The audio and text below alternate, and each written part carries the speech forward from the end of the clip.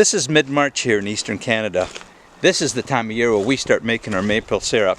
It's also the time of year where we start some indoor seedlings. It's been a productive winter in the greenhouse, and it's amazing what you can grow with just a little bit of plastic. But we're going to go inside in just a few minutes. We're going to start some seedlings. We're going to have fun doing it. It's a great time of year. So let's go inside and let's have some fun.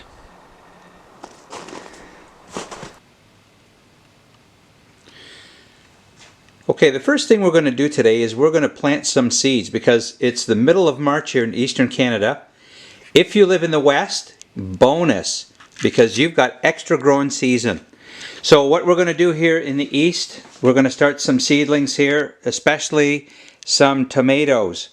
We make our own sauces here, so we're going to plant especially some Romas and some beefsteak. And here we have some heirloom, what are these now? Some magnificent Manitoba tomatoes. We're also going to plant some peppers and some, I call them jalapenos, but some jalapeno peppers, as well as a few little flowers. The Tiny Tims, I'm the only one in the family that eats a little Tiny Tims, as well as some of these wonderful little yellow pear-shaped tomatoes. So we're going to plant these in some of these little peat pots here that we're going to use. And what we're also going to do today is I've got a few leeks that I've started about a month or so, well, a few weeks ago anyhow. We're going to transplant these into these little pots here. Now, it's important to have all of your seeds available. Now, what I did a few months ago is I ordered some seeds for this coming year, and I've always got a really good stock of seed here. As you can see, I've got, well, quite a bit. My beans for the summer, my peas, as well as my squash, all of that family here. Vegetables, I've got some left over from last year, but I also saved my seeds as well, and I put them in these little yellow packets here. My scarlet runner beans, pole beans, peas, cucumbers, and more peppers here. Vegetables and herbs as well. Some of these are left over from last year, as well as catnip for the cat, different types of lettuces as well. And flowers, we've got all kinds. I grow a lot of sunflowers, different kinds of sunflowers, lupins, all kinds of basket type flowers, and those are in here. And flowers and more sunflowers. Sunflowers, sunflowers, sunflowers, and we have a lot of birds here, and they love them. And I grow giant Russian, I grow multi-headed sunflowers, as well as nice colorful red ones. So let the fun begin, and we're going to start planting these pots.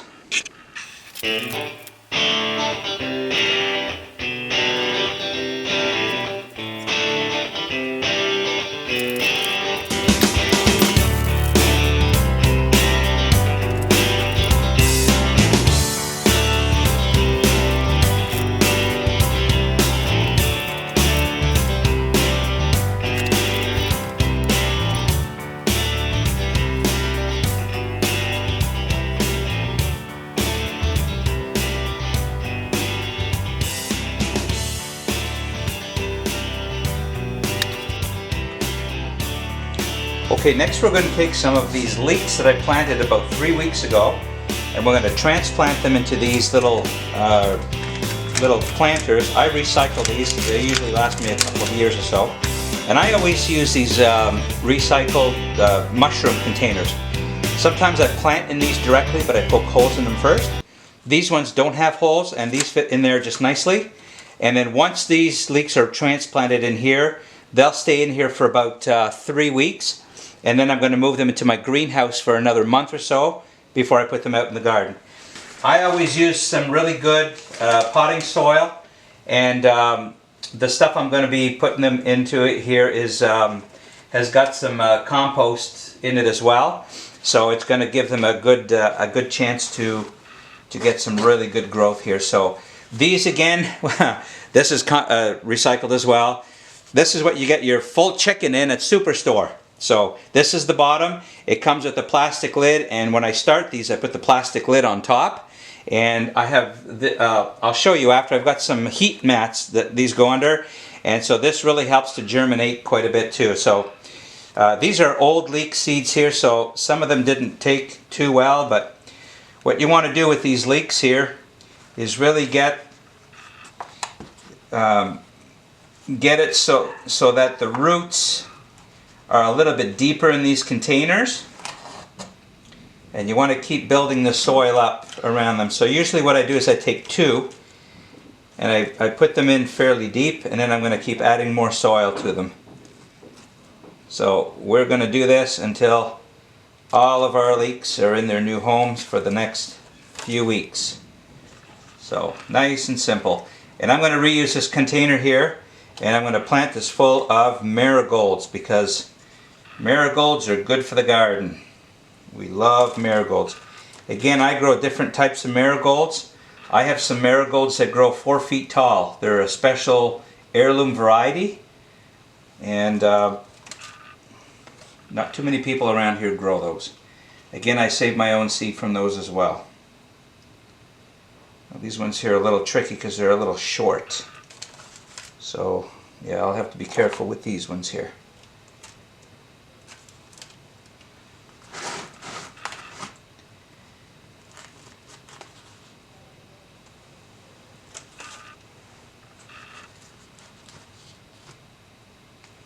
Nothing like getting your hands dirty in the springtime.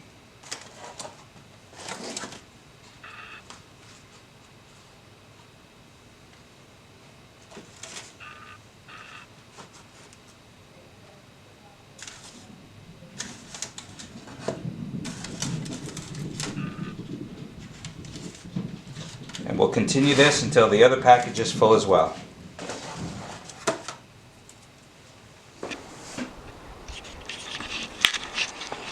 Well, we're going to take a quick look inside the greenhouse. This is the 21st of March, 22nd of March, I think. Right now, it's saying it's 2 degrees outside, feels like -4, and it's beautiful out. We still have snow on the ground here, but inside this greenhouse, things have been growing for the last couple of months. Let's go inside and take a look. Things have shifted a little bit. But let's see what we've got. Ooh, does it ever smell nice in here? And let's see. We're fogging up. 23 degrees in here already. Yeah, we've taken a little bit of a hit here with our turnip. But things have survived. There's been no heat at all in the winter here, and we've gone down to 20, 22, 24 degrees below. Our carrots are doing okay. Our Swiss chard died, but it's coming back. A few of them there. We have parsnips are coming up. Our beets took a bit of a beating too, but yeah, look at that. I mean, stuff is coming up. Another month or so, we should be able to harvest all this before we put some of the spring crops in here. So, and even some of our herbs are coming back, and some of our planters that'll be going outside. And last year, this right to the ceiling goes to, it's about 8 feet tall, 9 feet tall. Everything was growing right to the ceiling. So all of this plastic will be coming off in about a month's time or so, when it'll get really, really warm in here. And yeah, look at that. It's like summer in here, 24 degrees. And it feels like -4 degrees outside. Again, no heat whatsoever in here. So, wonderful little invention, these greenhouses. Again, I'm fortunate that I have my own sawmill, so I was able to build this for relatively cheap. But if you can find somebody that's got a sawmill that can mill something like this for you, we have to have this, because we're literally up in a gravel pit here.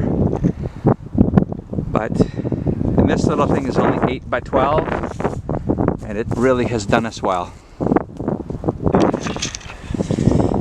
So I am really fortunate that because I have some livestock, I'm able to get some really good poop and make my own fertilized watering stuff for them. Some good manure tea. So we have some chickens here that want to say hello. Say hi, girls. Say hi to the camera. Say hi to everybody, girls. These girls give us good eggs every day. But we also have some bunnies. And the thing with rabbits is you can use the manure fresh. You don't have to compost it at all. So let's take a little trip to Rabbit Town. Yeah. So this is what we use right here. This is the good stuff. And what we're going to do with that is we're going to take some of that stuff, and I'll show you real quick as we go over to Bunnyville. Because in Bunnyville is where we're going to get some stuff. We're going to take a 5-gallon bucket, and we're going to take some of that stuff, put it in here, and put water in here, dilute it, and then we're going to mix that, and in our watering cans, once a week, we're going to water our seedlings with that, and poof, stuff is really going to grow.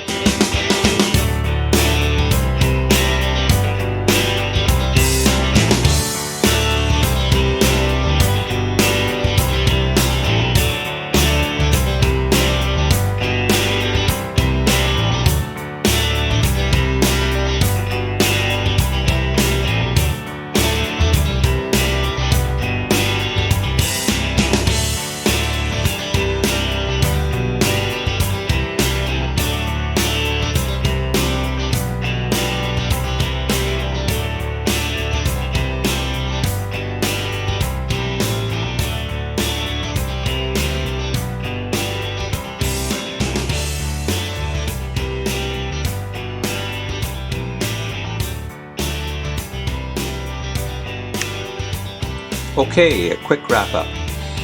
Here we have all of our peppers planted, again in our mushroom recycled containers.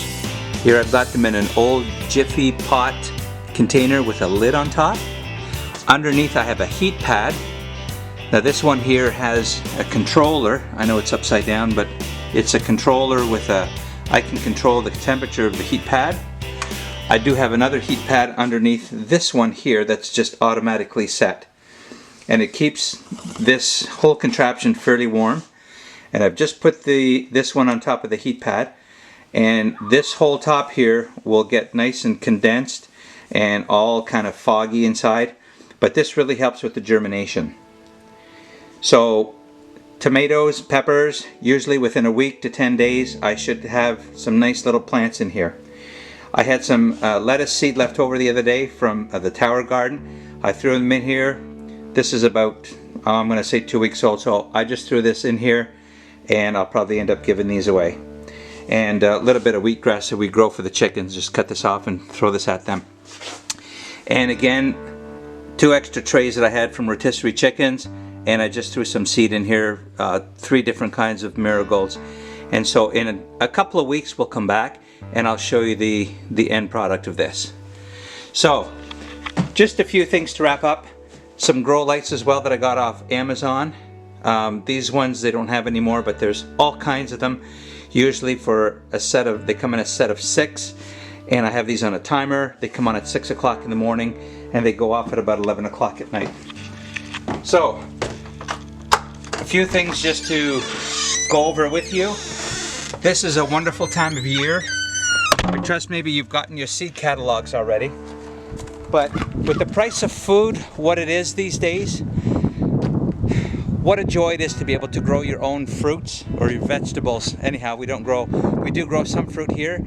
We have an abundance of blueberries here in our own land, blackberries, and we forage as well. We have strawberry farms not too far away, but vegetables for sure. We have a greenhouse on our property for an added long season. This year I'm probably doubling, if not tripling, our raised bed gardens. As I've said earlier, we live in a gravel pit here, but I'm also building more raised beds with covers on them so I can extend my growing season by 2 weeks in the spring and maybe as long as a month in the fall. So one thing to remember as well, I mentioned doing a manure tea. If you don't have your own bunnies or your own chickens to make your own manure tea, you can buy a bag of compost or a bag of manure at Superstore, Canadian Tire, wherever they sell that stuff. You can make your own. Get yourself a bucket, put the fresh manure in there or the manure in there, put water in it, let it steep for about a week, and then just get the water, the manure tea out of that. And all you do in a watering can, you put about 10% of your manure tea in there, the rest with water. One thing to remember, don't water just your freshly planted seeds in there. They don't need it. But wait until your plants are well established, a few inches high, then you start giving them that manure tea about once a week. And I always use the Miracle Grow seed starter soil when I plant my seeds. Go with a good soil. And just as a tip, I usually buy about 5 to 6 bags of that stuff when it goes on sale in the fall. That way I'm sure to have it, because a lot of places they don't open until later in the spring, and you want to have it this time of year. So I hope this is helpful. We're going to come back in a few weeks. You're going to see some stuff having grown already. Stuff in the greenhouse should be a lot bigger, and we'll have some more tips, and by that time we'll be planting some more stuff. All right, that's it. God bless you. You have a great day.